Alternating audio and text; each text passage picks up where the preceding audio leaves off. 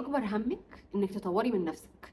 خلي اكبر همك ازاي ابقى النهارده احسن من امبارح. خلي اكبر همك ازاي الحياه اللي عندي دي هستغلها اقصى استغلال وهطلع منها احسن حاجه اقدر اطلعها من نفسي. واعرفي ان كل حاجه بايد ربنا، ان مفيش شخص مخلوق هتقابليه في ايده ينجحك او يفشلك. مفيش شخص مهما كان مهم، بقولك حتى لو نجيب ساويرس، مفيش شخص مهما كان مهم في ايده ينجحك او يفشلك. مفيش صاحب شغل بتاع HR في ايده ينجحك او يفشلك. ان هو عمل لك ريجكشن ده مش حاجه هتفشلك. اللي هينجحك او هيفشلك ربنا والمجهود اللي هتحطيه.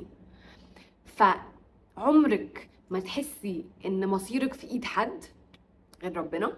عمرك ما تحسي ان الدنيا هتقف لو الشخص ده ما عملكيش كذا، ان الدنيا هتقف لو الشغلانه دي ما جاتلكيش، ان الدنيا هتقف لو كذا كذا كذا كذا. الدنيا مش هتقف على حد، كل حاجه بايد ربنا.